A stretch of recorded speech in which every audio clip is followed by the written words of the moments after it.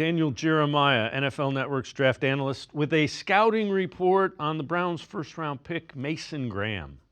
Mason Graham from Michigan, defensive tackle, 6'3.5". He is 296 pounds at the NFL Scouting Combine. This is someone who has a wrestling background, and it shows when you study him. I wrote the words block destruction numerous times on my paper when watching him play. He's able to leverage underneath blocks, use his hands, discard blockers, and find his way to the football. His vision and instincts are outstanding. He's able to locate the ball, close, and make plays. The range against the run is very evident. He can make plays outside the tackle box, and the effort is tremendous. As a pass rusher, I still think there's upside there. Continue to add to his arsenal of moves, but has a nice club rip move that he wins with. And again, the effort, run, and pass is excellent. Mason Graham, I think, is a very good player right now, and I do think his best football is yet ahead of him. Mason Graham making an impact. So welcome in Jeff Lloyd from Browns 3D on the Orange and Brown Report. So they trade up to 2 to get, or down from 2 to 5, get a first-round pick to get Mason Graham. Thoughts of the trade? It was really it was actually fun the way it was all going down, because we started an hour early, and that's when really the talk was starting to pick up about the way it was all going to go down. And what it was is you got Jacksonville, who was just so enamored with Hunter that they basically were ready to give up everything they had.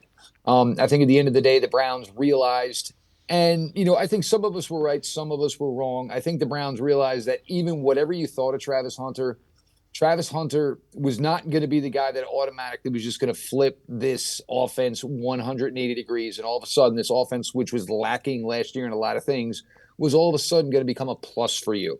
So you take the extra ammunition. I mean, first round picks in the NFL, it is such the absolute commodity. And I think for the Browns, knowing there would be the opportunity for 2 picks in 2026, you still had a lot of capital you could play with here in 2025. It was something they couldn't turn down. You get this player on the interior. And for years, the Browns really never had a long-term plan, on the defensive tackle position. You tried Perion Winfrey, you tried Ika, you tried Jordan Elliott. None of these guys really turned out to be, dominant forces. But between, the selection last year of Mike Hall in the second round, now with Graham here in the first, Juwan Briggs showed a lot of promise last year as a rookie. So now you have these 3 guys playing together for the next 3 seasons minimum, playing next 3 seasons with Myles Garrett. I think it really changed, the focus here, on the defensive side of the ball. And, yes, I was an Abdul Carter guy, but I honestly felt that if you added one really good player to the defense, I thought it was going to make the defense a much more improved unit. I didn't think you were going to have that same opportunity with taking Hunter as far as the offense was concerned. Yeah, that's fair. We talked so long about putting a bookend with Myles Garrett, and in some ways, putting a guy next to him is probably more effective, especially because you probably saw it a little bit in that clip. One of the things about Graham is he plays off of guys around him really well. I think that was actually a great point that you just made here. Because if Myles is going to go screaming around the outside, there's nowhere for the quarterback to go but up. And if you think, the Browns signed veteran Malik Collins, what is his strength? Interior pass rush. Mike Hall Jr., what was one of the biggest strengths he had coming out of Ohio State 2 years ago was interior pass rush.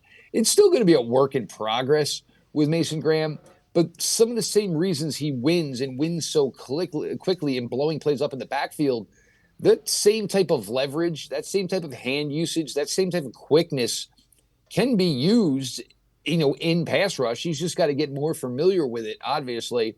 But I think, with Myles coming around the edge and whoever else it could be, whether it is a McGuire and, an Alex Wright or a Joe Tryon, that should all aid to, obviously quarterbacks having to step up in the pocket.